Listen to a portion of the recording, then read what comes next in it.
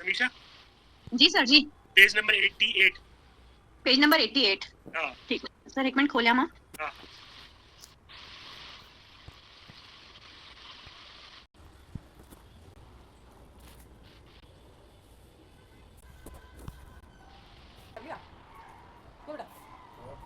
Sir 88 book जो की जेको साइड का नंबर तो लिखल अचे। बुक ते जो नंबर है बुक 88। ते जेको है हाँ जी जी सर 88 पढ़णो आ। हाँ 88 असां बड़ी का आकन जी विरासत विषय मूजिब थियल आहे त जो इन में लिखल विषय हुआ है कुदरती माहौल वणन टिणन ऐं पसंद। जी जी इतना पढ़ो। हाँ बेटा अञा टाइम आहे। जी सर पढ़ा। हाँ बिल्कुल।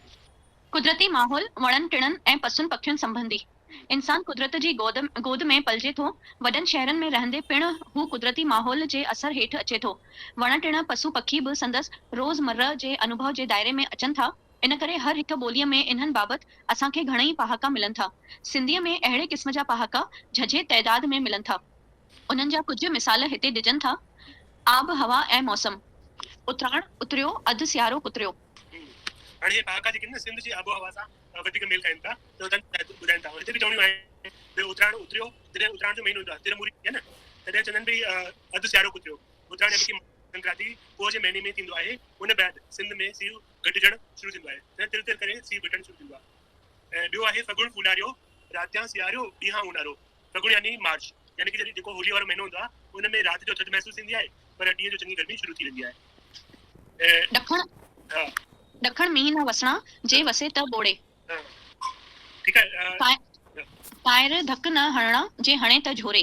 हाँ सिंध में घणो करे जो ॾखण आहे ओलह तरफ़ जेका आहे बरसाति न थींदी आहे पर उन पासे जेकॾहिं बरसाति पइजी वई त तमामु ॿोड़ा ॿोड़ अची वेंदी आहे मतिलबु तमामु वधीक बरसाति पवंदी आहे। ऐं साॻिए नमूने से तो अगरि कायर जेको आहे माण्हू जेको डरपोक हूंदो आहे गीती हूंदो आहे उहो ढक न हणंदो आहे पर जॾहिं उहो ढक हणंदो आहे त हिकदमि इंसान खे हिलाए रखंदो आहे झोरे छॾींदो आहे ॻणतीअ में विझी छॾींदो आहे। सियारे में सीउ पवे आढ़ड़ में आरायूं संदसि ॿिन्हीअ में को न को कंहिंखे सारायूं। हाँ चयो त बि सिंध में उत्तर सिंध में सर्दी ऐं गर्मी ॿई घणियूं थींदियूं आहिनि मतिलबु एक्सेस थी वेंदो आहे ॾाढो मतिलबु गर्मी जॾहिं पवंदी आहे त चढ़णु मुश्किल थी वेंदो आहे माण्हू पंहिंजा वार तक कूड़ा छॾींदा आहिनि ऐं ॿई मतिलबु परेशान कंदा आहिनि। सियारे में सीउ परे आढ़ड़ में आरायूं जॾहिं आरायूं निकिरी वेंदियूं आहिनि। वसे त जी वसे त कोह न त रोह। कोहिस्तान यानी सिंध जो इलाइक़ो बरसाति में सुहिणो लॻंदो आहे। बारिश जे मौसम में उहो सुठो लॻंदो आहे उहो अगरि वसी वञे त सरो आहे न त हिकदमि रेगिस्तान लॻंदो आहे। वठो त थर न त बर। हाँ थर में भी थर पार कर चुका है सिंध में रेगिस्तानी इलाको है उते भी बरसात पई त सॼो इलाको सुखियो सटाबो ऐं सुंदर बणिजी वेंदो आहे न त उहो बि रेगिस्तानी लॻंदो आहे। वण टिण ऐं बूटा गाह अक खां अल्हा रखे। अक जेको आहे ॾिसण में सुहिणो फल हूंदो आहे पर खाइण में एकदम कोड़ो हूंदो आहे त उनजी माने हिन में इहा ॾिनल आहे त ख़राब माण्हुनि या मुसीबतुनि खां भॻवान बचाए। अकनि खां थो आमा घुरे ऐं बबरनि खां ॿेर। हा ठीकु आहे इहो सवलो आहे अक जो जेको फल थींदो आहे ॾाढो कोड़ो थींदो आहे अकनि खां आमा मतिलबु जंहिं मां बिल्कुलु कोई उमेद न हुजे उमेद रखणु जंहिं इंसान में असांजी कोई उमेद न हुजे त उनजे लाइ पाक थींदो आहे अकनि खां थो आमा घुरे ऐं बबरनि खां ॿेर घुरे बबूल बबूल थींदा बबूल उन खां ॿेर जी उमेद रखणु अजाई आहे। अंबन संदो साओ किथां अचे अकटटरनि मां। अकटटरनि मां हा ये भी चए थो भई अंबन संदो साओ किथां अचे अकटटरनि मां। उनजी बि साॻी माना आहे भई जेके ख़राब माण्हू आहिनि उन्हनि मां अंबनि जहिड़ी खुशबू नथी अची सघे अंबनि जहिड़ो अची सघे। आमो ॾह गामो हा चए थो भई जेके अंबनि जा वण पोखिबा आहिनि उहे ॾह ॾह कोह करे हिकु उन करे चङे मुफ़ासिले ते पोखिबा आहिनि। मनी मनी मनी हेॾा दूध पी वञ।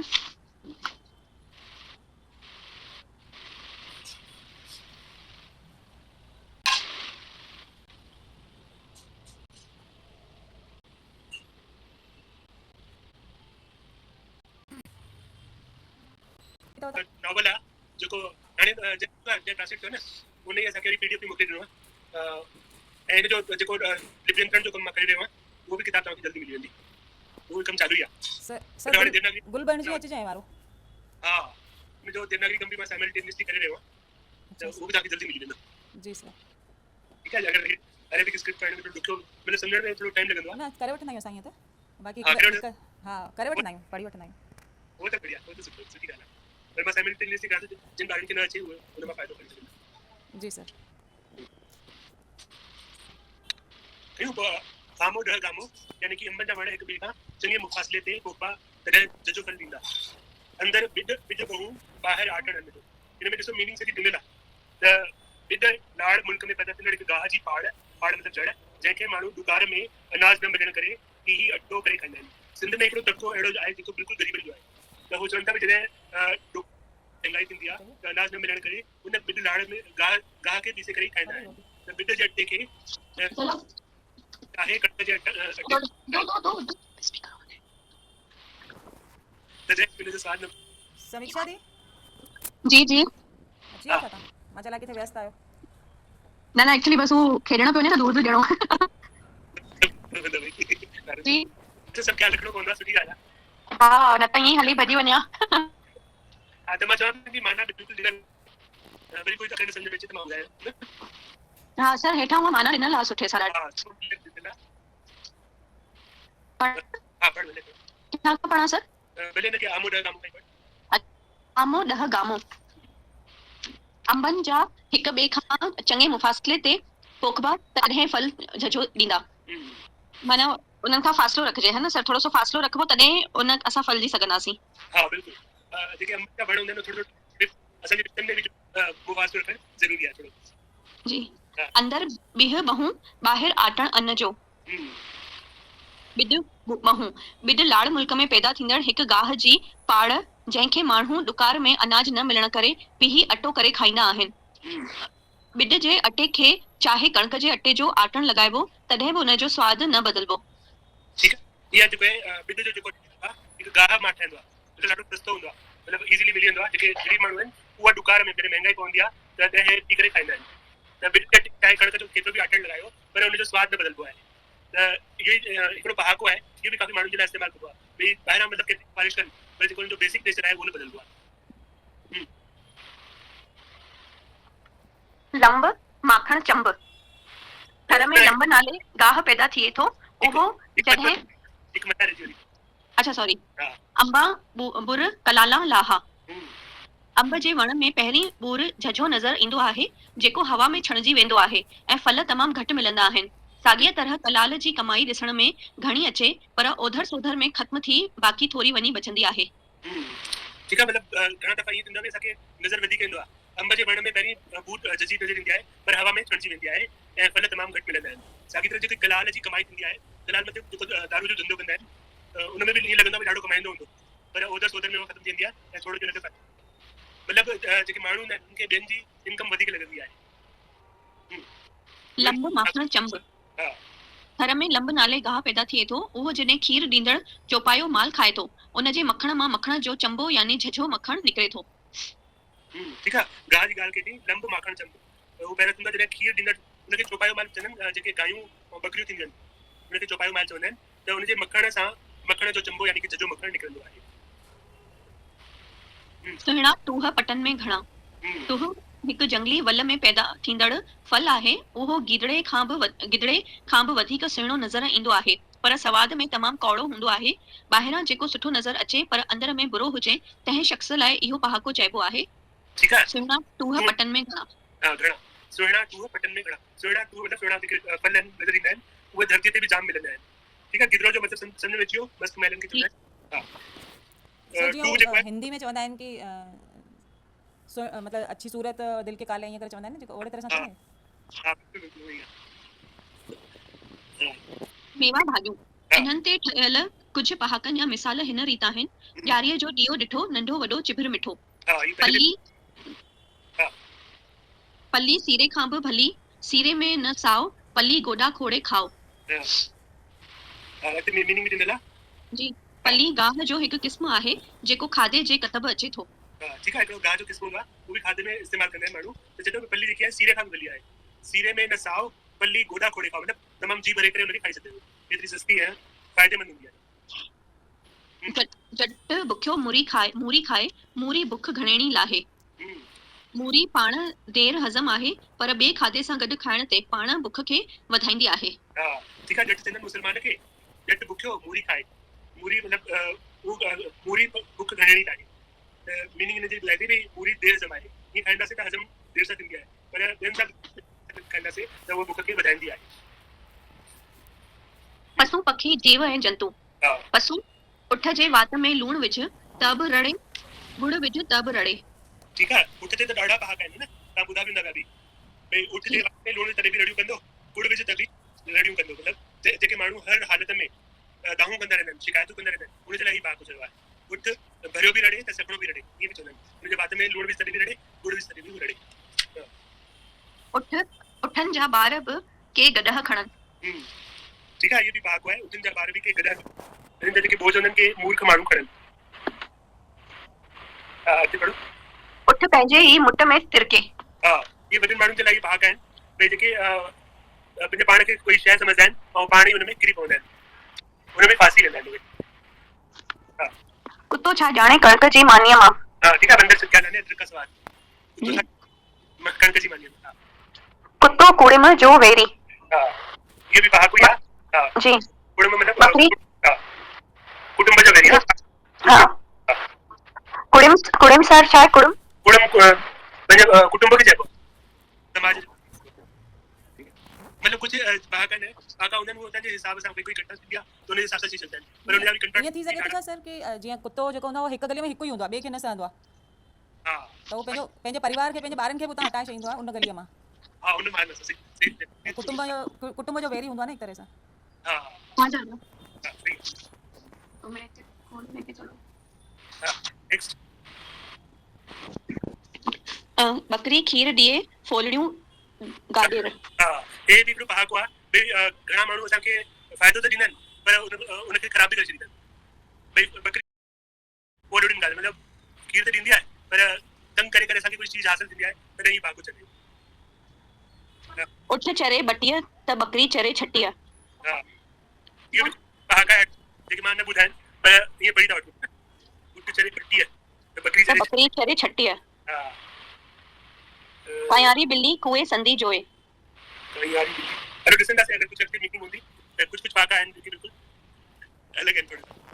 जी ऐं कुझु पहाका वरी नाले सां ई वरी क्लियर आहिनि। जीअं हेठि वारी ॾिनल आहे खीर थी गांइ जी लत बि वञी, भई जेको माण्हू असांखे फ़ाइदो ॾिए त हुनजी लतूं बि सहणियूं पवंदियूं। ॿ शींह ॿेले में न मापन। हा एक ही मयान में दो तलवारें नहीं है। हिकु जंगल में ॿ शेर न रही सघंदा आहिनि। हाँ एक जंगल में सही है। हाँ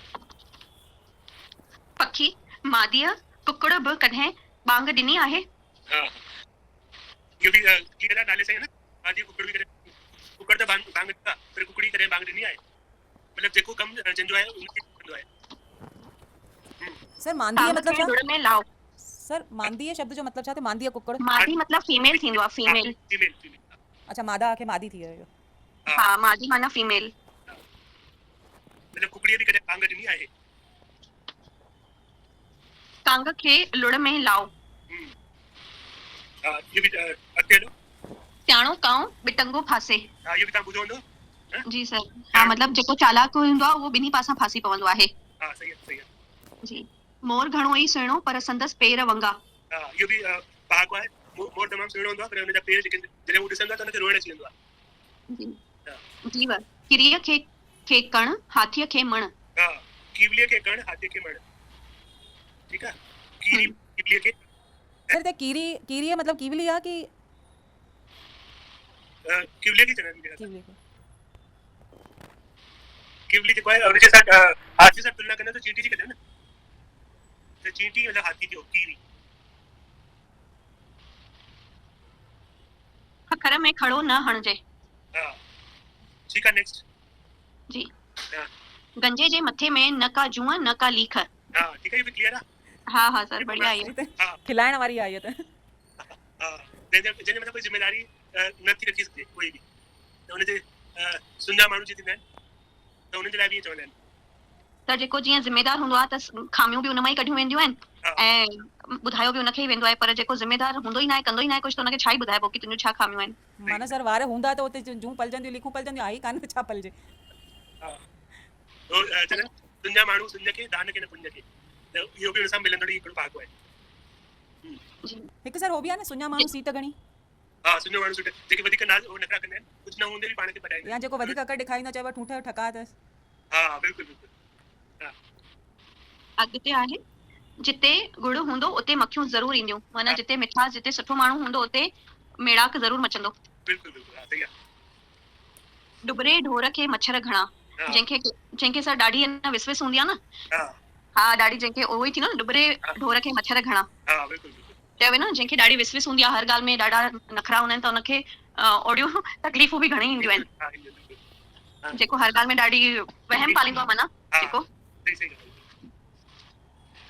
खेती ॿारीअ संबंधी, हा जे वसे चेट त अन्न न मापे खेट। हा इन जो ॾिनल अथव न। जी, हा चेट जी बरसाति वसे त अनाज जाम पैदा थिए। ठीकु आहे। चेटी चंड ईंदो आहे असांजो, चेट जी, सिंधी महीना आहे, हिन में बरसाति पवंदी आहे त अनाज तमामु घणो थींदो आहे। हा ये वारो उत्तम उत्तम खेती, वधंदड़ वापार, नीच नौकरी, पिनण बेकार। जेकी सभिनी खां उत्तम कमु मञियो वेंदो आहे उहो पंहिंजो खेती ॿाड़ी जो मञियो वेंदो आहे सिंध में। ऐं उन खां पोइ आहे वधंदड़ वापार। वापार बिज़नेस बि असां सभु सिंधी बिज़नेसमैन हूंदा आहियूं, त उहो बि इंसान खे वधाईंदो आहे। ऐं नौकिरीअ खे नीच मञियो वियो आहे, ऐं पिनण त सफ़ा बेकार थींदो आहे। ठीकु आहे। कलर मंझा की न थिए, तोड़े जाल प्यारी सिजर। हा इहो बि छॾे ॾियो भले न। अच्छा कुन्नी कुन्नी फुराइजे पर बनी न फुराइजे। हा कुन्नी फुराइजे पर बनी न फुराइजे। त बनी त माना खेत थींदो आहे। हा बिल्कुलु। सर कुन्नी माना मटकी चवंदा आहिनि न, जेका नंढड़ी मटकी, हा हा मटकी बि चलनि। भई मटकी फिराइजे पर बनी न बनी फिराइजे, जंहिंमें असांखे अनाज मिलंदो उहो शइ यानी न फुराइजे। सर मटको मटे छॾिजे थो पर बनी न मटिजे, ईअं थींदो न वञी। हा बिल्कुलु बिल्कुलु सही आहे सही आहे। ज़मीन खरे त अक करे। हा अगरि ज़मीन बि असां संभाले न कंदासीं त हुन सां तमामु घणो नुक़सान थी पए। ज़मीन ख़राबु थिए त अक करे, मतिलबु अक जेके कोड़ा फल थींदा आहिनि उहा खरे त मतिलबु बर्बादी थी वेंदी आहे। पोख कणो त थिए घणो। हा इहो बि ॾाढो मशहूरु पहाको आहे, पोख कणो। भई असांजी जेकी धरती आहे उहा तमामु भलाई कंदड़ आहे असांखे। हुन में असां कणो पोखींदा आहियूं त घणो थी वेंदो आहे। धरती माता जी उनजे लाइ चयल आहे, पोख कणो त थिए घणो। पोखी ताकी पोख, जेसीं पाणी अथई बाड़ में। हा भई असांखे पंहिंजो ॿूटो ज़रूरु ॿारणु घुरिजे, पंहिंजी महिनत ज़रूरु करणु खपे। जेसिताईं असांजी हिमत में हॾनि में असांजी साह आहे तेसिताईं असांखे महिनत कंदो रहणु खपे, मतिलबु सुठा कम कंदो रहणु खपे। भाण त खेती न त कोरी रेती। हा भाण चइबो आहे खाद खे, खाद विझिजे त खेती सुठी थींदी आहे, न त कोरी रेती रहिजी वेंदी आहे। हा जिते हर तिते घर, जिते मानी तिते माग। हा हे बि तमामु मशहूरु आहे, सुठो आहे। भई जिते कमु धंधो हुजे उते घर बि उते वेझो ई कजे। जिते मानी तिते माग, जिते असांखे रोज़गार मिले, मानी मिले, उते ई पंहिंजी मंज़िल असांखे करणु। हर मतिलबु सम्झो न, खेती ॿाड़ी उते घर, जिते बि असांजो कमु धंधो हुजे उन पासे में ई करणु खपे। खेती सिर सेती। हा हिन जो मतिलबु आहे भई असां जेको बि कमु धंधो कयूं था त हुन में पंहिंजो इन्वॉल्व थियणु तमामु ज़रूरी आहे। उहो कमु असांखे चङी तरह करणु खपे।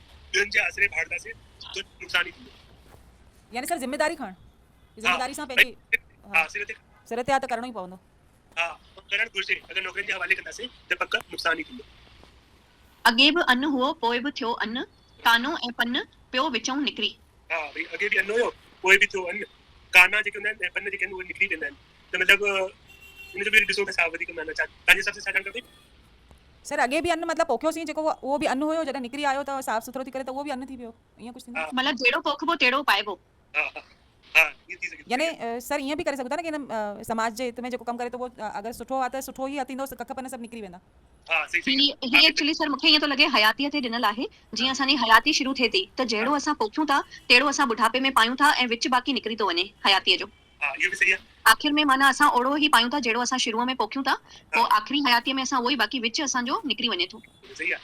ठीकु आहे। ये चवणी बि आहे, संसार आहे खेत जेकी पोखबो सो पाएबो, अक जो बूटो खणी कीअं अंब जो फल खाइबो। त जेको असां पोखींदासीं उहो ई असां ढूंढंदासीं। सही आहे। बाक़ी मतिलबु शयूं ईंदियूं वेंदियूं आहिनि ऐं सच सची रहंदो आहे।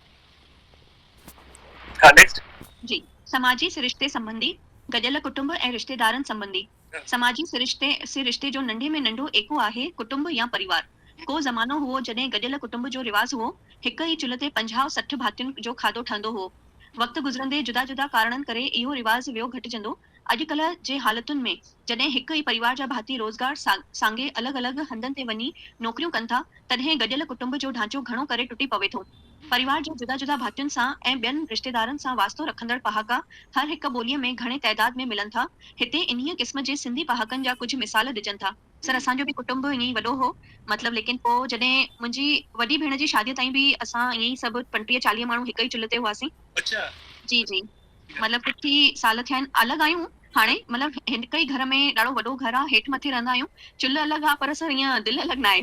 तमामु सुठी जॉइंट फैमिली में रहण हिकिड़ी वॾी जी ख़ासियत आहे।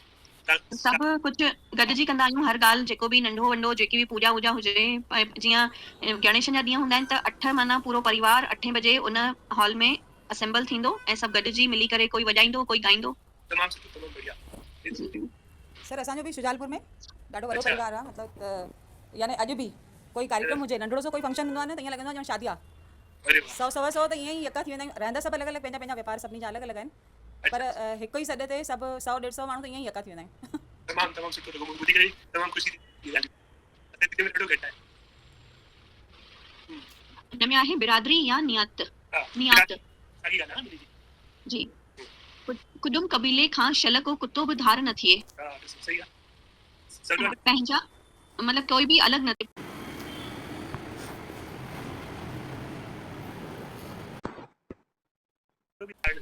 कोई ख़राब माण्हू बि धारण। हा, सही आहे। पंहिंजा वरी बि पंहिंजा। हा, ठीकु आहे, तव्हां ॿुधो ई आहे। जी जी अपने तो अपने होते हैं। जी हाँ। रत हमेशा दांगीअ ॾे वरंदो आहे। हाँ, मतलब देखो खून हूंदो आहे, ब्लड हूंदो आहे, उनमें सिक्का अलॻि हूंदी आहे, ऑटोमेटिक तव्हां हुनते कशिश थींदी आहे हुनमें न रत में। नियात आहे गत गंगा। हा, ठीकु आहे, नियात मतलब बिरादरी जात जेका आहे उहा बि उन सां हिकिड़ी गति मिलंदी आहे जीवन में, गति गंगा हूंदो आहे। हा, पियो पर वियो घर। हा, हे तमामु इम्पोर्टेंट आहे। पर माना सर परायो माना। हा, जिते मतलब थोड़ी घणी किथे लड़ाई थींदी आहे त अगरि असां विच में ॿिए खे शामिल कंदासीं त हुनजो घर फिटण जो पूरो अंदेशो हूंदो आहे। इन करे थी सघे त पाण में ई कोई बि समस्या हुजे हुनजो हल ॻोल्हे उते मसइले खे ख़तमु कजे, पराए माण्हुनि खे विच में इन्वॉल्व न कजे, छाकाणि त हर कंहिंजो जेको ओपिनियन हूंदो आहे, थॉट प्रोसेस हूंदो आहे, अलॻि हूंदो आहे, उहो पंहिंजे हिसाब सां सलाह ॾींदो, असां ऐं हुनखे घुराईंदासीं त हुनजी कुझु कुझु ॻाल्हि रखणी थी पवंदी। इन करे चवंदा आहिनि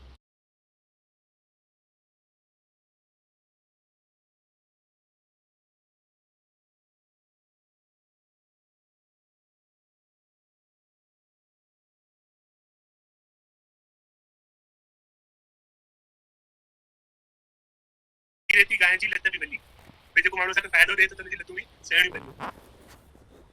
ॿ शींहं ॿेले में न मापन। हा, इहो बि अॻिते हलो। सियाणो कांउ बिटंगो फासे। हा, इहो बि तव्हां ॿुधो। जिते हा, जिते हर तिते घर, जिते मानी तिते माग। हा, हे बि तमामु मशहूरु आहे, सुठो आहे। भई जिते कमु धंधो हुजे उते घर बि उते वेझो ई कजे। में सॼे साह आहे तेसि ताईं असांखे महिनत कंदो रहणु खपे, मतिलबु सुठा कम कंदो रहणु घुरिजे। भाण त खेती न त कोरी रेती। हा, भाण चइबो आहे खाद खे, खाद विझिजे त खेती सुठी थींदी आहे, न त कोरी रेती रहिजी वेंदी आहे। जिते हा, जिते हर तिते घर, जिते मानी तिते माग। हा, हे बि तमामु मशहूरु आहे, सुठो आहे। भई जिते कमु धंधो हुजे उते घर बि उते वेझो ई कजे, जिते मानी तिते माग, जिते असांखे रोज़गार मिले, मानी मिले, उते पंहिंजी मंज़िल असांखे करणु खपे। हर मतिलबु सम्झो न, खेती बाड़ी उते घर, जिते बि असांजो कमु धंधो हुजे उन पासे में ई करणु खपे। खेती सिर सेती। हा, इन जो बि मतिलबु आहे भई असां जेको बि कमु धंधो कयूं था त हुनमें पंहिंजो इन्वॉल्व थियणु तमामु ज़रूरी आहे। उहो कमु असांखे चङी तरह करणु खपे, ॿियनि जे आसिरे भाड़ंदासीं त नुक़सान ई थींदो। यानी सर जिम्मेदारी खणणु, जिम्मेदारी सां पंहिंजी हा, सिर ते आहे त करिणो ई पवंदो। हा, करणु घुरिजे, अगरि नौकरियुनि जे हवाले कंदासीं त पक नुक़सान ई थींदो। अॻे बि अन्न हुओ पोइ बि थियो अन्न, कानो ऐं पन पियो विचूं निकिरी। हा, भई अॻे बि अन्न हुयो पोइ बि थियो अन्न, काना जेके हूंदा आहिनि ऐं पन जेके आहिनि उहे निकिरी वेंदा आहिनि, त मतिलबु हिनजो बि ॾिसो त छा वधीक माना छा। ही एक्चुअली सर मूंखे ईअं थो लॻे हयातीअ ते ॾिनल आहे, पोखियूं असां उहे असां ढूंढंदासीं। जी समाजी सिरिश्ते संबंधी ठहंदो हो। वक़्तु गुज़रंदे जुदा जुदा कारणनि करे इहो रिवाज़ वियो घटिजंदो। अॼुकल्ह जे हालतुनि में साॻी नौकरियूं कनि था, तॾहिं गॾियल कुटुंब जो ढांचो घणो करे टुटी पवे थो। परिवार जे जुदा जुदा भातियुनि सां ऐं ॿियनि रिश्तेदारनि सां वास्तो रखंदड़ पहाका हर हिक ॿोलीअ में घणे तइदाद में मिलनि था। हिते इन्हीअ क़िस्म जे सिंधी पहाकनि जा कुझु मिसाल ॾिजनि था। सर असांजो बि कुटुंब ईअं ई वॾो हो, मतिलबु लेकिन पोइ जॾहिं मुंहिंजी वॾी भेण जी शादीअ ताईं बि असां ईअं ई सभु 35-40 माण्हू हिक ई चुल्ह ते हुआसीं। अच्छा, जी जी मतिलबु कुझु साल थिया आहिनि अलॻि आहियूं हाणे, मतिलबु हिकु ई घर में ॾाढो वॾो घर आहे, हेठि मथे रहंदा आहियूं, चुल्ह अलॻि आहे पर सर ईअं दिलि अलॻि न आहे। तमामु सुठी जॉइंट फैमिली में रहण हिकिड़ी वॾी ख़ासियत आहे।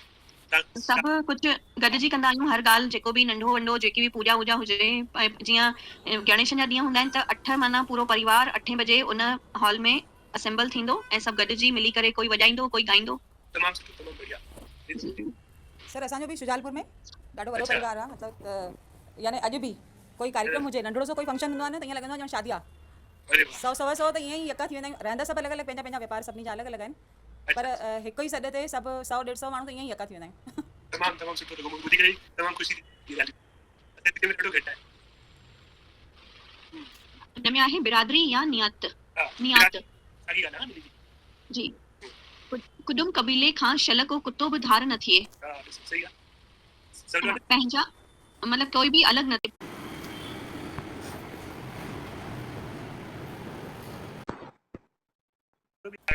कोई ख़राब माण्हू बि धारण।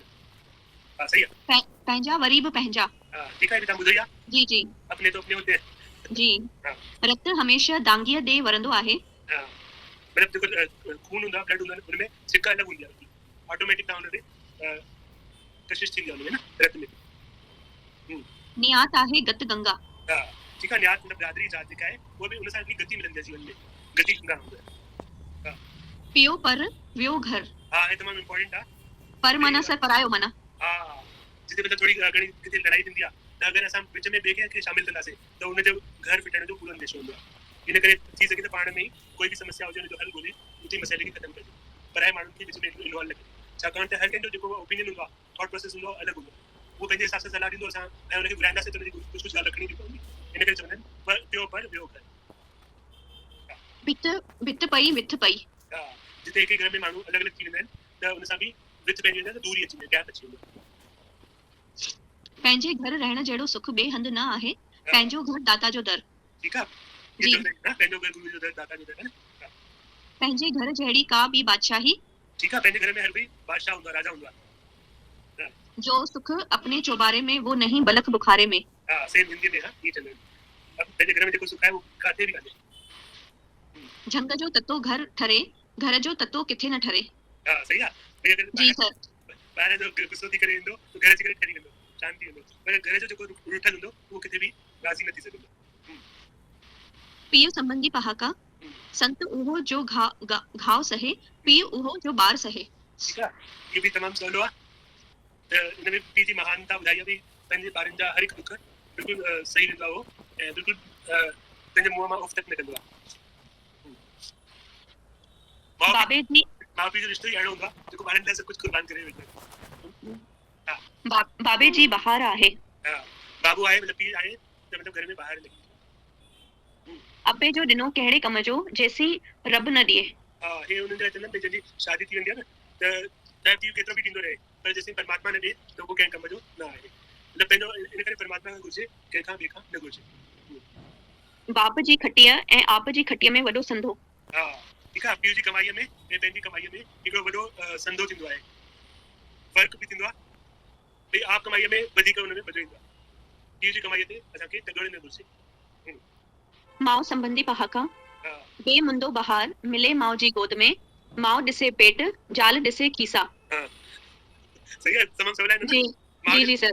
माउ जेकी आहे हुनजे बेमुंदो बहार आहे, हर हमेशह बहार जो तव्हांखे अहसासु कराईंदी आहे, उहो मिलंदो आहे माउ जी गोद में। हा, ऐं ॿियो पहाको बि माउ ॾिसे पेट, ज़ाल ॾिसे खीसा। इहो थोरो चर्चो बि कयल आहे भई माउ हमेशह हुनखे हुन रहंदी ॿार खाधो की न खाधो। हा, माउ जंड कढणी त बि धीअ आसाइती। हा, भई माउ थोरो बि कंदी त धीअ खे हिकिड़ी आस रहंदी आहे। माउ ॼणींदी पुटड़ा, भाग न ॾींदी वंड। हा, इहो सर मूंखे बि ईंदो आहे एक्सप्लेन करणु, मतिलबु कि माउ अगरि 5 ॿार बि ॼणे थी या 4 ॿार 3 ॿार जेतिरा बि, पर कंहिंजो बि भाग हिकु जहिड़ो नथी वंडे सघे उहा। हा, बिल्कुलु। सभिनी ॿारनि जो पंहिंजो पंहिंजो भाग, ॿारनि खे जनम त हिकिड़ी माउ ॾींदी, पर सभु पंहिंजे पंहिंजे भाग सां ईंदा। बिल्कुलु सही ॻाल्हि आहे। सुठो सुठो। हा, पुट संबंधी पहाका। पुट पुटेतीअ संदो, ॾिहाड़ी 2 हथ वधे। परावा पुट जे पंहिंजा थियनि हा त ज़ालूं सूरई न सहनि हा। ठीकु आहे। इहो तमामु मशहूरु आहे। जी। ज़बान सां कंहिंखे पुट चवण सां जे धारियो पुट थी वञे त का मां सूर सही पुट न ॼणिया। ठीकु आहे। परावा पुट जेके पैदा थियनि त ज़ालूं सूर ई न सहनि। जी सच्चाई ॻाल्हि न। जी जी सर। भई कंहिंखे बि पुट चवण सां अगरि धारियो पुट थी वञे त का माउ जेका आहे सूर सही पुट न ॼणिया। इन जो मतिलबु इहो आहे। परावा पुट वणे खटीअ वारो, नुंहुं वणे लधे वारी। हा, पुट वणे खटे वारो त कमाई करण वारो, ऐं नुंहुं वणे लधे वारी जेका खणी अचे कुझु। पुट वधियो सोन वधियो धीअ वधी सुअड़ी लॻी। ठीक है, ये भी पुट सम पुट हां पुट वधियो तो सोन वधियो, धीअ वधी तो सुड़ी लगी। मैं चिंताऊं एड़ी वेंदियूं आहिनि इंसान। पुट ॼाए खां पोइ पुठ पधरी थिए। हां पुट ॼाए खां पोइ असांखे ॼाण पवंदी आहे वधीक। हां खटाऊ पुट काणो बि भलो। ठीक है, पुट कुपुट पिंगे में पधरो। ये तो हिंदी में ॿुधो होनहार विद्वान के बहुत सीखने पास मतलब पिंगे में पधरो कवर में इंडिया बे उन जा लक्षण अॻिते छा थींदा उन जे चवंदा आहिनि। भई पुटा या कुपुटा वो पिंगे में पधरो। प्रॉमिसिंग बॉय भी अंग्रेजी में चवंदा आहिनि प्रॉमिसिंग चाइल्ड। भई होनहार हां धीअ संबंधी पहाका। हां धीअ धण वधंदड़ वण। हां भई धीअ धण मतलब जॾहिं धीअ वधंदी आहे त माउ पीउ खे थोड़ी चिंता थींदी आहे उन बारे में। और धीअ जनम में वॾियूं बि जल्दी थी वेंदियूं आहिनि। पेय लईय धीअ कम अचे। हां धीअ हमेशा कम पईंदी आहे माउ पीउ खे। ॾुखे सुखे वक़्त में माउ पीउ खे। कम हां सही जाटे वण हिकिड़ो जाटे वण टीह शलन जमे धीअ जो ॾिजे पराए पुट खे। हां ठीक है, धीअ जे लाइ इहो बि ॻाल्हि चई आहे जाटे वण हिकिड़ो जाटे वण टीह शाल में जमे धीअ जो ॾिजे पराए पुट खे। हिकु असांजी पिक्चर बि आई शल धीअ में जमन भई ॾाढो दुख थींदो आहे उहा पराए घर वेंदी आहे। कुपाट पुट खां सुपाट धीअ भली। हां ठीक आहे, ये भी सवलो आहे जी। धीअ पेके घर जी ॾाइण नाठी सावरे घर जो कुतो। ठीक आहे, मतलब शादी से खां पोइ कीअं फ़र्क़ु अची वेंदो आहे त उहो ॿुधाए थी भई शादी खां पोइ धीअ पंहिंजे घर में घणो धीअ खे घणो घर में न रहणु खपे, इन तरह नाठीअ खे बि सावरनि जे घर में घणो न रहणु। इनमें इन्हीअ तरह नाठीअ खे बि सावरनि खे घर में घणो न रहण। जी। धीअ साड़े अंदर साड़े धीअ दूर खाए चूर। हां ठीक आहे, धीअ जी कोई माई बेटी पैदा कराइजे उहो परे कराइजे न त दुख थींदो आहे माण्हुनि खे परे हुजे त वधीक हाँ सर धीअ अगर उते जो उते या शहर में गलीअ में हूंदी आहे त भई भाउ भाॼाई खे ॾिसी पई सड़ंदी आहे न। मां त न सड़ंदी आहियां निर्मला दीदी। पर तव्हां परे आहियो न, तव्हां भोपाल में आहियो, बेरागढ़ में थोड़ी आहियो तव्हां। न ज्यादा दूर कोन आहियां, पासे में ई आहियां पर गलीअ जी ॻाल्हि कई दीदी, मां गलीअ जी ॻाल्हि कई गलीअ में ॾिसी पई सड़ंदी। सभी हालत में ठाहे कोई कंहिं मिसाल ॾिठो हुजे जो इहो किस्सो मतलब हर कंहिं सां ठहे की ॻाल्हि उहा न थींदी आहे। मतलब हर कंहिंजो किस्सो पंहिंजो अलॻि आहिनि, सर्कमस्टेंसेस अलॻि आहिनि। जंहिंखे दिलि सां लिखी तो वरी प्रचलित थी वेंदी आहे ॻाल्हि, उहो पहाको बणिजी वेंदो आहे। धीअ घर जी लक्ष्मी आहे। हां ठीक आहे, इहो बि सवलो आहे। जी। भाव संबंधी पहाका। भाव आहे भाव पर जे थिए दुश्मन त कढे साह। ठीक आहे भाई, भाव भी थींदा आहिनि पर दुश्मन थींदा आहिनि त एकदम पक्का वेरी थी वेंदा आहिनि। भावर विढ़िया बि वेरी न चइजनि। हां अगर भाउरनि में लड़ाई भी थिए थी त हुनखे असां दुश्मन नथो चई सघूं, भई कॾहिं न कॾहिं सिक वरी लागंदी आहे भाउरनि में। भाव मिट भाॼाई साहेड़ी। हां ठीक आहे, भाउ भाॼाई पंहिंजो मिट ॿ भावर टियों लेखो। हां हे चए थो भई ॿ भाउर टियों लेखो त हिसाब किताब में बराबरि हुजे। शायदि ॿ भाउर हुजनि तॾहिं अगरि हिसाब किताब सही हूंदो त हुन में फिकर न पवंदी आहे। धक्को खणजे भाव लॻ शाहिदी ॾिजे अलाह लॻ। हां धक्को खणजे भाव लॻ शाहिदी ॾिजे अलाह लॻ। शाहिदी मतलब गवाही ॾियण न ईश्वर जे साम्हूं। भावर कोट जा कंगूर पुट घर जी सूंह। हां भई जेके पंहिंजे ॿारनि ते नाज़ कंदा आहिनि त हुनजे लाइ भाउ चयो आहे भई भाउर कोट जा कंगूर थींदा आहिनि ऐं पुट घर जी सूंह थींदा आहिनि। वेठा कनि विरहूं डजण दूरां ई डजे भई वेही करे हू पंहिंजे हिक ॿिए सां विरोह कंदा आहिनि, खिल मज़ाक कंदा आहिनि त जेके दुश्मन आहिनि उहे पराई ॾकी वेंदा आहिनि। नानाणनि संबंधी पहाका। नानाणनि जे अॻियां थी ॾाॾाणा साराही। ठीक आहे, नानी रखना जी नानाणनि जे मतलब पंहिंजनि अॻियां ॿियनि जी सारा करण। हां नानी रधण वारी ॾोइटा खाइण वारा। ठीक आहे, नानी जेके आहे कुर्बान वेंदी आहे ॾोइटनि कंदा जेको चए उहो हुनजी इच्छा पूरी कंदी आहे ऐं कॾहिं शिकायत न कंदी आहे, जेको चवंदी उहो ॿारनि खे मिली वेंदो। नानाणे घर में राज हूंदो ॿारनि में न। नानी रधण वारी ॾोइटा खाइण वारा। नानी नूरी जिते किथे पूरी। हां हे तव्हां लेडीज़ लाइ सर इन जो अर्थ छा थियो? अचे त खिल थी ॿुधी करे पर अर्थ छा थींदो? भई जेको माण्हू हर हंधि पहुची वञे भई लेडीज़ थी करे हिते बि कमु करिणो आहे हुते बि कमु करिणो आहे ऐं सभिनी जा कम ठाहे छॾे त नानी नूरी जाते काथे हर कंहिंसां मतिलबु निभाईंदी अचे जेका। अच्छा मतलब सभिनी सां बराबरि थी पवंदी आहे, भई सभिनी जे हुन में अची करे बि रहंदी।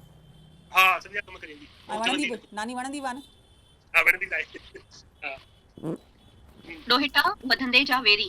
हां इहो बि मां ॾिठो वणंदी खे जेके ॾोइटा हूंदा आहिनि उन्हनि जो मतिलबु इंटरनल लगाव घटि हूंदा ये त खाई पी वेंदा सब करे वेंदा पर कुछ वो चवंदो भई हर कंहिं हुन में केस में लागू न आहे इहे ॻाल्हियूं जंहिंखे जेको एक्सपीरियंस हूंदो हुन चयो डोएटा वधंदे जा वेरी खाई बसि पी खाई पी डोएटा करे ऐं कोटबा वरी बि साॻो वेहंदा त उते वञी पंहिंजे ई घर हा हा वही अॻियां बि ॾिनल आहे न हा, खाई पी डोएटा कोटबा ॾाॾे पोटा हा भई सारा पंहिंजे दादी थी कंदा वरी साॻियो घुराई बि वञी कंदा मूंखे नानी हे न खाराई सर 8 थी विया आहिनि दीदी इंतज़ारु कंदा हूंदा असांजी क्लास जो हा हा ठीकु आहे ठीकु आहे अॼु टॉपिक ॾाढो इंटरेस्टिंग हुयो असां ॿई थी करे मतिलबु मिली करे बि कयूं सुठो पियो लॻे हा बढ़िया बढ़िया पर हाणे उहो दीदी इंतज़ारु कंदा हूंदा त वञिणो पवंदो हा ठीकु आहे ठीकु आहे ठीकु आहे। सुभाणे मोकिलियां बढ़िया है ना जी सर मां पढ़ी वठंदमि हलो दीदी उते ई हलो हा हा हलो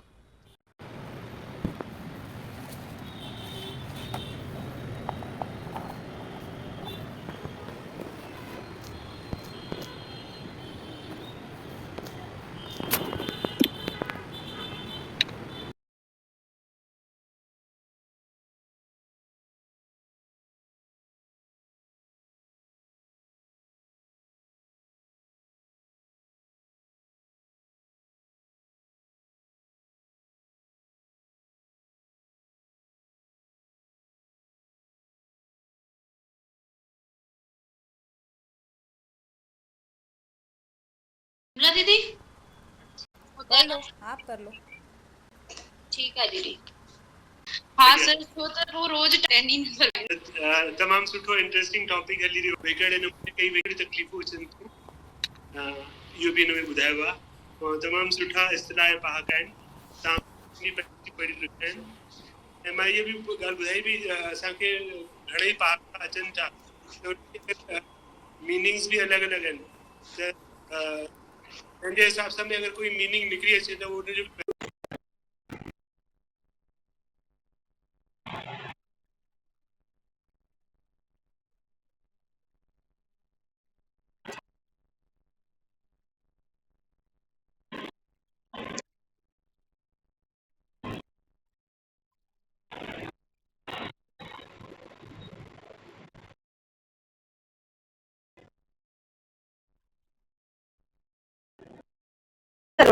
हाँ सर ये कंपनी में पोइ रिवीजन करे वठंदासीं न वरी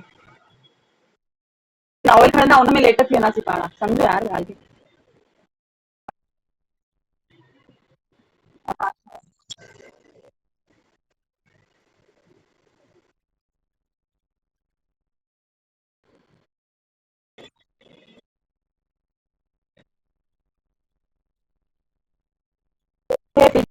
पीडीएफ जो पेज नंबर ते पढ़ी शायद 90 किताब अंदर दिस पेज ते पेज 90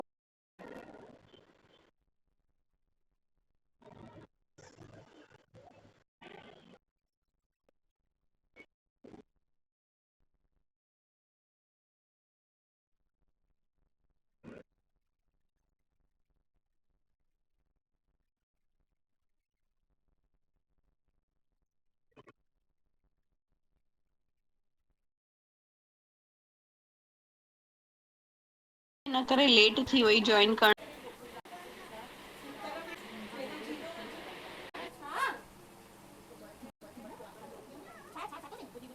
कुछ इंपॉर्टेंट हुजे नोट करे वठो सर लेफ्ट थी वञे जेसीं अचनि है ना जी दीदी नोट करे वठो ना कुछ मां अच्छा अच्छा हाँ मां चलो ठीक है नमस्ते सर अॼु क्लास थोरो नंढी देरि वठंदा छा हा अभी दादानी सर की क्लास में शायद जी अॼु हिन खां पोइ शायद दादानी सर जी क्लास आहे हाँ इन खां पोइ दादलानी सर जी क्लास आहे ठीकु आहे त भले शुरू कयूं हाणे जी जी सर ठीकु आहे असां हिन खां पहिरियों पढ़ियो पेज नंबर आहे 102 अठो असां बाप पढ़ी रहिया आहियूं मुहावरनि जो जनम ऐं विकास इन खां पहले असां पहाकनि जे बारे में पढ़ियोसीं उन्हनि जो जनम कीअं थियो ऐं कीअं विकास थियो त मुहावरनि ते वीचार कंदे असां ॾिठो त मुहावरा अखरी माना बदिरां ॿी माना ॾींदा आहिनि जेका असांखे बयान जे हवाले में घुरिबल हूंदी आहे मिसाल तौर उहो अथई बगलो भगत खाउंस ख़बरदार रहिजाए इन जुमिले में चवण जो इहो मतिलबु हरगिज़ न आहे त अॻिलो को बग पखी आहे पर संदसि मतिलबु इहो आहे त जंहिं माण्हू खां ख़बरदार रहण लाइ चयो वियो आहे उहो ठग धोखेबाज या धूर्त आहे मतिलबु अखर में आहिनि उन माना जी ॿी आहे अखरी माना अलॻि आहे ऐं असली माना ॿी आहे हिकु मुहावरो आहे जंहिंजी अखरी माना बदिरां ॿी माना कई वई आहे मुहावरा लक्षणा व्यंजना इहे असांजी वर्ड पावर आहिनि शब्द शक्ति हूंदी आहिनि इन ज़रिए अखरी माना बदिरां ॿी माना कहिड़ी रीति ॾींदा आहिनि इन ते अॻे असां विस्तार सां पढ़ी चुका आहियूं हाणे मुहावरनि जो जनम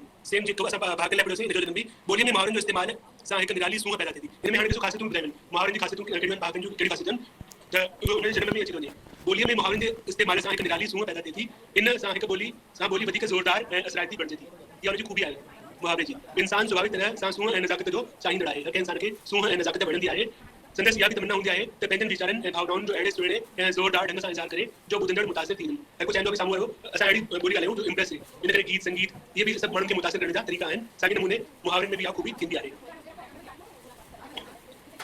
इंसान जे मन में इहे भावनाऊं ई मुहावरनि जे जनम जो मुख्य कारण आहिनि पहाकनि वांगुरु मुहावरनि जो जनम बि आम माण्हुनि जे रोज़मर्रा वारी गुफ़्तगू मां थिए थो गुफ़्तगू मतिलबु ॻाल्हि ॿोल बातचीत मुहावरनि खे घड़ण लाइ आलिमनि जी कमेटी मुक़ररु कान कई वई जेके मुहावरा आहिनि इन्हनि जी रचना करण लाइ कंहिं विद्वान या कंहिं लेखक जी कोई कमेटी मुक़ररु कान कई वई जिन ते कंहिं आलिशान इमारत में गॾिजी वेही मुहावरा जोड़िया हुजनि कोई अहिड़ी कमेटी न थी इहे जेके माण्हुनि मां निकितनि अवाम मां निकितनि पंहिंजनि आज़मूदनि मां ऐं पंहिंजी अलॻि अलॻि घटनाउनि मां वारदातुनि मां इन्हनि जो जनम थियो आहे इहे त वहिंवारी ज़िंदगी में कतब ईंदड़ बोलचाल वारी ॿोलीअ में स्वाभाविक तरह पैदा थिया आहिनि इनजो जनम स्वाभाविक नमूने थियो आहे तव्हां ॾिठो हूंदो त हारी नारी कमी कास्बी लोहार सोनारा कुंभर मिटियर मुहाणा मल्लाह ॾखण राजा इहे अलॻि प्रोफेशन वारा बि आहिनि पंहिंजे पंहिंजे धंधे ॾाढे में केतिरा न कुझु इस्तिलाह ऐं मुहावरा कतब आणीनि था शहरी माण्हुनि खे अक्सर अहिड़े मुहावरनि ऐं धंधनि सां वास्तो रखंदड़ ख़ासि लफ़्ज़नि जी ॼाण बि न हूंदी आहे जेके धंधे वारा पंहिंजी ॿोलीअ में मुहावरा चवंदा आहिनि उन्हनि जी ॼाण आम माण्हुनि खे न हूंदी आहे इन करे शब्दकोश या लुगात जोड़ींदड़ आलिम घणो करे जुदा जुदा धंधनि ऐं केतिरनि जे माहिरनि सां मुलाक़ातूं करे सुगड़नि सां कचरियूं करे सनन ॿोली जा लफ़्ज़ ऐं मुहावरा इकठा कंदा आहिनि छाकाणि त हिन लाइ कोई स्पेसिफिक न हूंदा आहिनि धंधनि वारनि खे ख़बर हूंदी आहे इन करे जेके असांजा डिक्शनरी ठहंदी आहे शब्दकोश ठहंदो आहे या लुगाट ठहंदी आहे जंहिंजा जेके विद्वान हूंदा आहिनि उनखे महिनत करे इन्हनि वटि वेंदा आहिनि उन्हनि खां पतो कंदा आहिनि भई गॾिजाणी करे उन्हनि सां मुलाक़ात करे उनजी ॿोलीअ में जेके लफ़्ज़ आहिनि मुहावरनि खे गॾु करे उनजी डिक्शनरी में विझंदा आहिनि ऐं उनजी माना जी तस्दीक कंदा आहिनि उनजी मीनिंग जी सर्टिफाई कंदा आहिनि तस्दीक कंदा आहिनि सर्टिफाई कंदा आहिनि जीअं मिसाल ॾिनल आहे भेटी हणणु यानी कि ठगणु सामान जे तौर में धोखो करणु ठीकु आहे इहो इस्तिलाह आहे भेटी हणणु जंहिंजी माना आहे ठगणु या सामान जे तौर में धोखो करणु इन जो मुहावरे जो लाॻापो धंधे वापार सां आहे भेटी लफ़्ज़ जो आख़िरी मतिलबु आहे कराईअ जो उभरियल हिसो तौर में ठगी कंदड़ अक्सर कराईअ जी हॾी सां साहिबे जी कानीअ खे तूल ॾेई करे वज़न घटाए छॾींदा आहिनि जिन खे हेराफेरी करणी हूंदी आहे उहे हिन नमूने उनखे कानीअ खे तूल ॾेई करे वज़न घटाए छॾींदो आहे इन खे तौर में ठगी कंदो आहे त इहो जो भेटी अखर जी माना हुन सम्झाई आहे भेटी हणण जो मुहावरे साॻिए नमूने डगरी लथी अथसि यानी कि शर्म हयाव न अथसि त हिते डगरी लफ़्ज़ जो मतिलबु आहे काठ जी पट्टी जेका मेज़ या कुर्सी वग़ैरह खे जोड़ण लाइ इस्तेमालु कजे थी त डगरी जो माना हिकु क़िस्म जी पैच जेको फर्नीचर खे लकड़ी जे सामान खे जोड़ण में कमु ईंदो आहे इन लफ़्ज़ जो लाॻापो वाड के हुनर सां आहे मतिलबु कारपेंटर वारे हुनर सां इन जो लाॻापो आहे डगरी अखर जो टे दाणियूं पवण जो लाॻापो वरी चौपड़ रांदि सां आहे हुन में टे दाणियूं थींदियूं आहिनि त टे दाणियूं पवण जो लाॻापो चौपड़ रांदि सां आहे साॻिए तरह कलर में बिज छुटणु कलर चइबो आहे बंजर कल राठी ज़मीन चवंदा आहिनि न हुन में बिज छुटणु मीन में करणु त कमी कढणु धुकण ते अटो लॻणु खूह जी मिटी खूह में हुअणु ठीकु आहे जॾहिं असां ॾिसंदा आहियूं कुझु माण्हू जेके आहिनि पंहिंजनि खे फ़ाइदो ॾींदा आहिनि त तिन्हनि खे परवाह न आहे खूह जी मिटी खूह खे लॻी वई घर जी शइ घर में ई रहिजी वई ॿिनि बेड़ियुनि में सवार थियणु इहो तव्हां ॿुधो हूंदो भई जेको ॿिनि बेड़ियुनि में सवारी कंदा आहिनि उहे ठोकर खाईंदा आहिनि इहा मतिलबु अहिड़ी ॻाल्हि आहे मतिलबु उहो नुक़सान में वेंदो ठगियूं हणणु इहो बि तव्हां ॿुधो आहे भई ॾाढू हणणु मुहावरनि जो जनम ज़िंदगी जे अलॻि अलॻि खेत्रनि में शख़्सी आज़मूदनि मतिलबु पर्सनल एक्सपीरियंस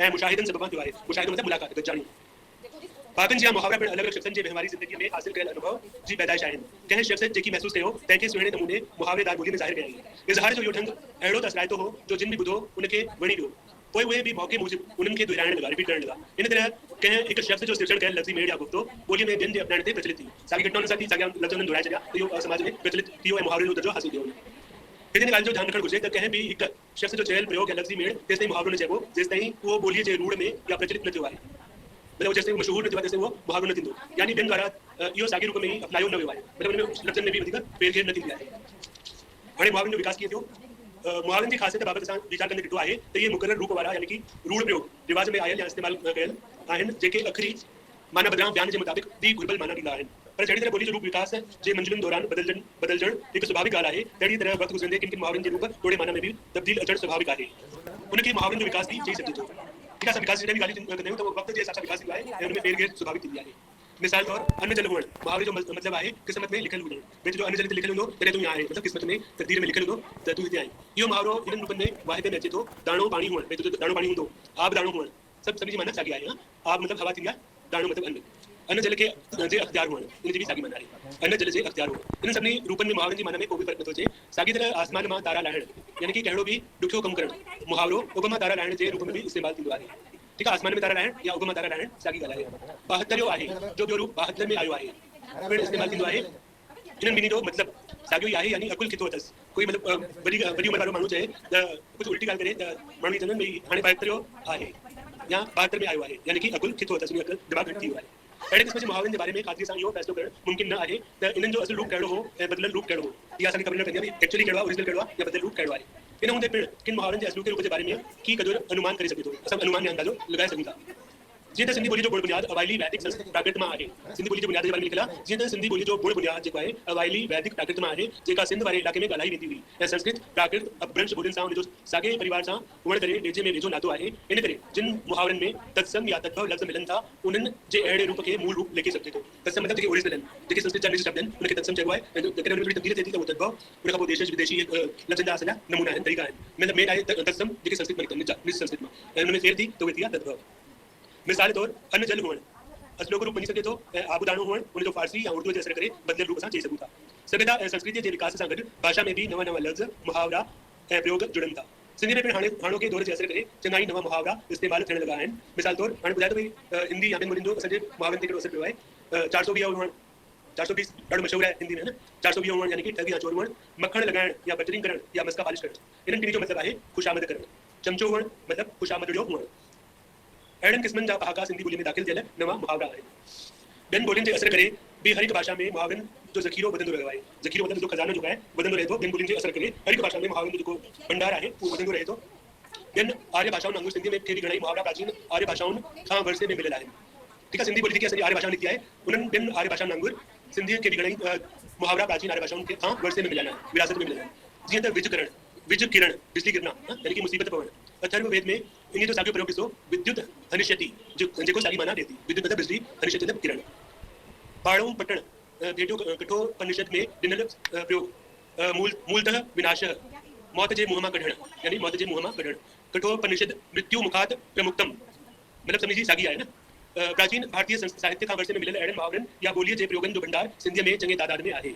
पर इन खां सवाइ अरबी, फारसी, उर्दू, हिंदी ऐं अंग्रेजी जे असर करे बि घणेई नवां मुहावरा सिंधीअ में वाहिपे में अची विया आहिनि। इन्हनि जा कुझु मिसाल हिन रीति आहिनि। फारसी में आहे पोस्त कशीदन, खाल खींचना। पोस्त कशीदन मतिलबु खाल खींचना, खल लाहिण सिंधी में चवंदा आहिनि। अहिड़े नमूने पंबा दर गोश्त निहादन फारसी में चवंदा आहिनि। हिंदी में चवंदा आहिनि कान में रुई देना, कननि में कपह विझणु सिंधी में चवंदा आहिनि। अॼुकल्ह भारत जी सिंधी ॿोलीअ में ॻाल्हाइण ॿोलाइण थोरी मयारी लिखियुनि में हिंदी मुहावरा चङी तादाद में वाहिपे में अचनि पिया। अहिड़नि मुहावरनि जा कुझु मिसाल ॾिसो। लंगोटियो यार हुअणु, हिंदी में लंगोटिया यार होना। दंद खट्टा करणु, दांत खट्टे करना। बीड़ो खणणु, बीड़ा उठाना मतलब जिम्मेदारी खणणु। उल्टी गंगा बहन, उल्टी गंगा बहना। घाट घाट जो पानी पीना, घाट घाट का पानी पीना। हथ धोई पुठिया पवण, हथ धोई पुठिया पवण यानी कि हाथ धोकर जय झूलेलाल। 105 नंबर पेज पढ़ी रहियो पहले भी किताब जो 105 नंबर पेज ते सब ॿुधायो। ठीक है, हथ धोई पुठिया पवण यानी कि हाथ धोकर पीछे पड़ना। जूठन टुकड़न ते पलजण यानी जूठे टुकड़ों पर पलना। राम बाण हुअण मतलब राम बाण हुअण मतलब एकदम सटीक हुअण। ये दवा है राम बाण जो कम कंदी। या सत्यवादी हरिश्चंद्र हुअण, सत्यवादी हरिश्चंद्र होना सच्चाई जो है एक अलामत आवरी। उन्हें जो सत्यवादी कोई नथी वायसे सत्यवादी हरिश्चंद्र हुअण। अंग्रेजी जे असर हेठ सिंधी ॿोली में दाख़िल थियल कुछ मुहावरे जा मिसाल ॾींदा आहिनि। अखियुनि जो तारो या अखियुनि जी पुतली हुअण, आंख का तारा हिंदी में Apple of one side. English जो पहाको आहे इस्तेलाह आहे जेको सिंधी के साथ कदम वाली आहियूं। पुछ पाए बजण यानी कि हिंदी में दुम दबा के तकना। ही रहन अवे विद हिज टेल बिटवीन लेग्स। पुछ पाए बजण सिंधी में तमाम इस्तेमाल कयूं। धरती आसमान एक करण, आकाश पाताल एक करना। To make heaven and earth. हवाई किला गण यानी कि हवाई किला बनाना। To build air castles in the air. एक तीर से ब शिकार करना, एक तीर से दो शिकार करना। या एक पंच दो काज, ऐसे चलते हैं। To kill two birds with one stone. साजो हाथ होना मतलब दायां हाथ होना और राइट हैंड मैन। जुदा जुदा ॿोलियुनि जे बारे में हिकु ॾाढाई हुअण जो कारण फ़क़ति हिकु ॿोली जो ॿी ॿोली ते असर हुअण न आहे। इन जा ॿिया बि सबब थी सघनि था, जीअं त इंसान जे अनुभव, सोच वीचार में हिकु ॾाढाई, इंसानी मन ऐं जज़्बात में समानता वग़ैरह। ठीकु आहे, ॿियनि ॿोलियुनि में न, पर इन जा ॿिया बि सबब थी सघनि था। हिकु ॿोली जीअं त इंसान जो जेको अनुभव थियनि आज़मूदा मिलनि था उहे सभिनी इंसाननि ते पवनि था। उनजी सोच वीचार में बि हिकु ॾाढाई थी सघे थी, सिमिलरिटी थी सघे थी। इंसानी मन ऐं जज़्बात में समानता थी सघे थी। ये सभु बि इन जा रीज़न थी सघनि था। इन करे घणेई दफ़ा दूर दूर मुल्कनि जे जुदा जुदा ॿोलियुनि में सिलसिले साहित्य में बि इंसानियत जे बुनियादी भावनि, जज़्बनि ऐं उमंगनि जे इज़हार में हिकु ॾाढाई मिले थी। ठीकु आहे, इहो हिते लेसन अॼु पूरो थियो। हाणे आहे साॻे नमूने जी असां पहाकनि जी विरासत कई, तहिड़े नमूने इस्तिलाहनि जी विरासत बि कयल आहे। उन में क्लासिफिकेशन थियल आहे त उन में बि साॻियूं ई ॻाल्हियूं आहिनि। जीअं वर्णमाला मूजिबि मुहावरनि जी तरतीब, असांजे अल्फाबेटिकल ऑर्डर में मुहावरनि जो सिलसिलो रखणु। जुदा जुदा ॿोलियुनि में मुहावरनि जा जेके नंढा वॾा संग्रह तयार कया विया आहिनि उन्हनि खे ॿोलियुनि जी वर्णमाला मूजिबि तरतीब ॾेई रखियो वियो आहे। इहो ई सभ खां सुहिणो तरीक़ो आहे जंहिं मूजिबि कंहिं बि मुहावरे जो मतिलबु आसानी सां ॻोल्हे सम्झी सघिजे थो। सिंधी में पिणु मुहावरनि जो संग्रह तयार कंदड़नि इहा वाट वरिती आहे। अल्फाबेटिकल ऑर्डर तमामु सुठो रहंदो आहे, सभिनी खे सवलाई थींदी आहे। त जेके असांजे सिंधी जा जेके लेखक आहिनि ऐं विद्वान आहिनि उन्हनि बि जॾहिं संग्रह तयार कयो त उन्हनि बि इहा साॻी वाट वरिती आहे। अल्फाबेटिकल ऑर्डर में मुहावरनि जी विरासत कई आहे। वरी विषय मूजिबि विरासत सब्जेक्ट जे अकॉर्डिंग जेकी आहे क्लासिफिकेशन। पहाकनि ऐं चवणियुनि जो अभ्यास कंदे असां ॾिठो त भाषाई बीहक जे ख़्याल खां पहाका ऐं चवणियूं पूरा जुमिला आहिनि या जुमिलनि जा एका आहिनि। इन करे इन्हनि में कंहिं ख़ासि विषय जो ज़िक्र हूंदो आहे। इन में को शक न आहे त हिकु ई पहाके में अलॻि अलॻि विषयनि जो वर्णन थी सघे या जुदा जुदा बयान जे हवाले में किताब अचण ते अलॻि अलॻि मतिलबु ज़ाहिर करे सघे। छाकाणि त हिकु ई पहाके जी मीनिंग, हिकु ई इस्तिलाह जी मीनिंग अलॻि अलॻि बि थींदी आहे। इन करे क्लासिफिकेशन विषय मूजिबि करण में मुश्किलात थिए थी। इन करे पहाकनि खे विषय मूजिबि जुदा जुदा वर्गनि में रखण में मुश्किलात थिए थी। ॿिए तरफ़ ॾिसे त भाषाई बीहक जे लिहाज़ खां मुहावरो या इस्तिलाह फ़क़ति हिकु लफ़्ज़ी मेड़ या फ़िक्रो आहे जेको कंहिं जुमिले जो जुज़ो थी कतब ईंदो आहे, कंहिं सेंटेंस जो हिकिड़ो पार्ट थी करे कमु ईंदो आहे। इन्हें जो हासिल मतलब बयान जे हवाले मां ज़ाहिर थींदो आहे जेको जो मतलब हूंदा उहो मुंहिंजे बयान सां ई ख़बर पवंदी आहे हिनजी मीनिंग इहा आहे। इन करे मुहावरे में कंहिं ख़ासि विषय जो ज़िक्र न हूंदो आहे। इन हूंदे पिणु मुहावरे जी ॿीहक में जेको ख़ासि मर्कज़ी लफ़्ज़ कदब आयल आहे जंहिंजे आधार ते इहो मुहावरो जुड़ियल आहे तंहिंखे ध्यान में रखी असीं मुहावरे जो वास्तो अलॻि अलॻि विषयनि या शयुनि वग़ैरह सां ॾेखारे सघूं था। मिसाल ॾिनल आहे उग में दरारूं हणणु, उग में दरारूं मतलब तलवारूं हणणु यानी कि बधाई करणु में उग मर्कज़ी लफ़्ज़ आहे। उग मतलब आसमान जेको आहे उहो सेंट्रल असांजो वर्ड आहे। वक़्त खे इटू हणणु, वक़्त थींदी आहे तक़दीर, उनखे इटू हणणु यानी कि बेशुक्र थियणु। मुहावरे में वक़्त लफ़्ज़ जेको आहे मुख्य लफ़्ज़ आहे। अटे में लूणु हणणु, अटे में लूणु हणणु यानी कि थोड़े अंदाज़ में थोड़े तादाद में मौजूद हुअणु। ये ॿुधो न त अटे में लूणु हणणु, अटे में लूणु वरी बि हलंदो आहे पर लूण में बिल्कुल न हलंदो आहे। त इन जो वरी ॿियो भाॻु थी वियो इस्लाह थी वियो। त मुहावरे में अटो मुख्य लफ़्ज़ आहे। जिन मुहावरनि में मज़दर खां सवाइ फ़क़ति ॿियो हिकिड़ो लफ़्ज़ कदब आयल आहे जीअं त हक़ कढणु, पेट पवणु, सेठ पुॼाइणु। हिते मज़दर अखर लिखियलु आहे, मज़दर जी माना थींदी आहे लफ़्ज़। जिन मुहावरनि में मज़दर खां सवाइ ॿियो हिकिड़ो लफ़्ज़ कदब आयल आहे जीअं त हक़ कढणु, पेट पवणु, सेठ पुॼाइणु, उते मुख्य लफ़्ज़ जी चूंड करण जो सवाल ई नथो थिए छाकाणि त भई जेके ॿिन्ही जी पूरी वैल्यू आहे। इन तरह मुहावरनि जी रचना में मुख्य लफ़्ज़ जे आधार ते असीं मुहावरनि खे अलॻि अलॻि वलनि में बि विराए सघूं था। इंसान जी मोहबत जो दायरो जेतिरो वसी हूंदो आहे ओतिरा ई घणा अलॻि अलॻि विषयनि सां वास्तो रखंदड़ मुहावरा संदसि ॿोली में मिलंदा। ठीकु आहे, इंसान जी मोहबत जो सिक जो दायरो जेको आहे जेतिरो वधीक विशाल हूंदो ओतिरा ई घणा अलॻि अलॻि विषयनि सां वास्तो रखंदड़ मुहावरा उनजी ॿोलीअ में असांखे मिलंदा। जीअं जीअं नई सभ्यता ऐं संस्कृति जे असर हेठि का भाषाई समाज अचे थी तीअं तीअं उन्हीअ जी भाषा में मुहावरनि जो तादाद वधंदो वञे थो। हिते सभिनी विषयनि जे आधार ते ठहियल मुहावरनि जी विरासत करणु मुंहिंजो मक़सदु न आहे। इन करे फ़क़ति मुख्य विषयनि जो ज़िक्र कजे थो जिन जे आधार ते सिंधी में मुहावरा ठहिया आहिनि, पर हिकु विषय जे वर्ग अंदरि नंढा नंढा ॿिया बि वर्ग मुक़ररु थी सघनि था, करे सघनि था। ठीकु आहे, त मूंखे ॿुधायो जीअं टाइम थियण वारो हुजे त मां वरी क्लास बंदि कंदुसि त घड़ी नज़र थी अचे। निर्मला, समीक्षा,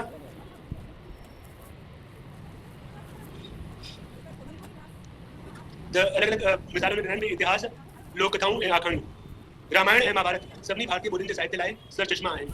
सभिनी ॿोलियुनि में रामायण ऐं महाभारत जेके आहिनि उहा ट्रांसलेट थी आहे ऐं तमामु सुठो उनखे साराहियो वियो आहे। इहे असांजा ॿ एपिक आहिनि, रामायण ऐं महाभारत। इहे साहित्य जा सर चश्मा आहिनि। उन्हनि जे कथाउनि ऐं शख़्सियतुनि जे आधार ते ठहियल मुहावरा केतिरियुनि ई अणोखियुनि ॿोलियुनि में मशहूरु आहिनि। सिंधी में बि अहिड़नि मुहावरनि जा मिसाल हिन रीति आहिनि। राम बाण हुअणु यानी कि अचूक या अणटर हुअणु, कुंभकर्ण वारी निंड हुअणु यानी कि गहरी निंड, अलूट निंड उनखे चवंदा आहिनि कुंभकर्ण वारी निंड। महाभारत मचणु या शुरू थियणु यानी कि झगड़ो या लड़ाई शुरू थियणु। नादरी हुकुम करणु यानी कि या नादिरशाही हुअणु मतलब जोर ज़बरदस्ती करणु। मुहावरे जो संबंध नादिरशाह बादशाह सां आहे। सन 1736 में हुन ईरान जे तख़्त ते कब्ज़ो करे सफ़वी ख़ानदान जो ख़ात्मो आंदो। उन बैदि हुन उत्तर ओलह हिंदुस्तान जे किन हिसनि ते हमिलो कयो। 1739 में सिंध ते हमिलो करे उते घणी तबाही आंदी हुई। कोई निहायत ई ज़ालिम बादशाह हो जंहिं तां इहे मुहावरा मशहूर थिया आहिनि। नादरी हुकुम करणु या नादिरशाही हुअणु। घोड़ा घोड़ा करणु या घोड़ाड़े घोड़ा यानी कि दाहूं करणु। मुहावरनि जो लाॻापो धाड़ेलनि या दुश्मन जे हमले सां आहे। दुश्मन जे लश्कर खे घोड़नि ते ईंदो ॾिसी खाबरू हमले खां अॻी ॻोठ वारनि खे ख़बरदार कंदा हुआ। किन आलिमनि जी राय में इहो मुहावरो सिंध ते मदद खान पठान जे हमले करण खां पोइ ठहियो आहे। हुन सिंधियुनि ते घणा ई ज़ुल्म कया। इन करे संदसि लश्कर खे परियां ई ईंदो ॾिसी माण्हू घोड़ा ॾे घोड़ा चवंदा ॻोठनि मां भॼण लॻंदा हुआ। रुस्तम हुअणु यानी कि वॾो पहलवान हुअणु। मुहावरे जो इशारो ईरान जे मशहूर पहलवान रुस्तम ॾांहुं आहे। साॻीअ तरह सिकंदर हुअणु यानी पहलवान हुअणु। मुक़द्दर जो सिकंदर हुअणु मतलब पंहिंजी क़िस्मत पाण ठाहिणु। मुहावरा यूनान जे मशहूर भाषा सिकंदर जी यादि था ॾियारीनि जंहिं आगाटी ज़माने में उत्तर ओलह हिंदुस्तान ते हमिलो कयो हो ऐं सिंध ते पिणु काह कई हुई, हमिलो कयो हो। लैला मजनू हुअणु यानी पाण में तमामु घणो प्रेम हुअणु। कुटीअ खाऊ मजनू हुअणु यानी कि आनंद आराम पसंद हुअणु। मुहावरा लैला मजनू जे मशहूर क़िस्म ते ठहियल आहिनि। साॻी तरह नूरी निमाणी हुअणु यानी कि तमामु हलीम, विनम्र या निहठी हुअणु जो लाॻापो नूरी दाम तमाचे जे किस्से सां आहे। ॿारनि जे नसीहत आमेज़ आखाणियुनि जे आधार ते बि घणी मुहावरा ठहियल आहिनि। जीअं त सोना आना ॾींदड़ मुर्गी हुअणु, घणी आमदनी वारो वसीलो हथ हुअणु। मुहावरो उन आखाणी ते ॿिठल आहे जंहिं में कंहिं ॿुढीअ खे हिकु मुर्गी हूंदी हुई जेका हर रोज़ हिकु सोनो आनो ॾींदी हुई। हिकु ॾींहुं हुन ॿुढीअ औरत सभु सोना आना हिकु ई वक़्तु हासिल करण जी लालच में हुन मुर्गीअ जो पेट चीरे हुनखे मारे छॾियो। पोइ सोना आना न मिलण जे करे पंहिंजे कए ते पछताइण लॻी। अंगूर खटा हुअणु यानी कि पुॼी न सघण करे को बहानो ॾेई ॻाल्हि खे छॾे ॾियणु। मुहावरे जो आधार गिदड़ ऐं डाख जे मन वारी मशहूर आखाणी आहे। गिदड़ जॾहिं मन में मुंहुं मथे लटकंदड़ डाख हासिल न करे सघियो त पोइ तूं खटा चई उतां हली ॾियो, अंगूर खटे। ॿियो आहे कुदरती माहौल, वण टिण ऐं पशु वग़ैरह सां जेके इस्तिरा निकिता आहिनि, मुहावरा निकिता आहिनि। इन्हनि विषयनि सां वास्तो रखंदड़ मुहावरा हर हिकु ॿोलीअ में घणे तादाद में मिलनि था। सिंधी मुहावरनि जा मिसाल हिन रीति आहिनि। कुदरत यानी कि आसमान सां ॻाल्हियूं करणु, आसमान सां ॻाल्हियूं करणु तमामु ऊचो हुअणु। उभ में ककर थियणु मतिलबु उमीद पूरी थियणु। उभ में ककर थियणु मतिलबु उमीद पूरी थियणु। विझ किरणु, विझ मतिलबु बिजली खे चवंदा आहिनि यानी कि मुसीबत पवणु। उल्टी गंगा वहणु मतिलबु उबती रीत हुअणु। पाणीअ ते लीक हुअणु मतिलबु खेड़ भंगूर जेको अस्थिर हुजे। जल में कमल जियां हुअणु यानी कि निर्लेप ऐं निर्मल हुअणु। साॻे नमूने वण टिण ऐं बूटा वनस्पति जे बारे में जेके इस्तिला आहिनि। बबूल पोखणु, बबूल पोखणु मतिलबु बबूल बोना यानी कि हानि रसायण। अक करणु मतिलबु ख़राबु करणु थियणु। मूरी गजर सम्झणु मतिलबु तमामु तुच्छ या खसी सम्झणु। खारू ख़बर हुअणु मतिलबु ॿिए खे ख़राबु कंदड़ हुअणु। भई तूं खारू ख़बर आहीं मतिलबु ॿिए खे बि ख़राबु करे रहियो आहे। पशु पखियुनि जे बारे में जेके मुहावरा आहिनि। घाणे में जे दांद वांगुरु वहणु, घाणे जो जेको दांद हूंदो आहे घाणे में गोल गोल घुमंदो रहंदो आहे यानी कि भिटकणु या सख़्तु महिनत करणु। गूंगी गांइ हुअणु यानी कि हलीम या विनम्र माठीणे स्वभाव वारो हुअणु। सूअर वांगुरु कंध में किली हुअणु मतिलबु तमामु मगरूर हुअणु, घमंडी हुअणु। कुते ॿिलीअ खां काबू हुअणु मतिलबु बिल्कुलु सोगो हुअणु।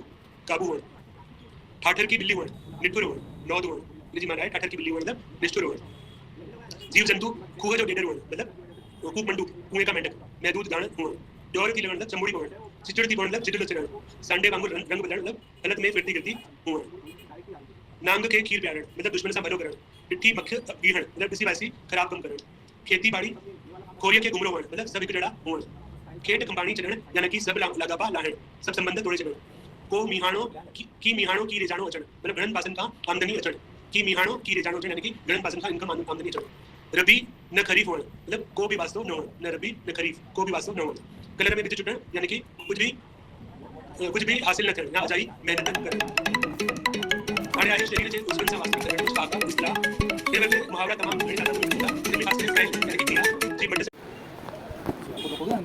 दो सीधे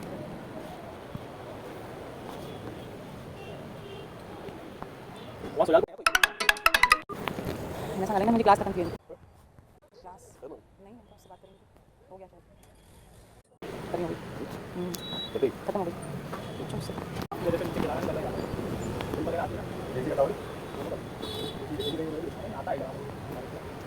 बोला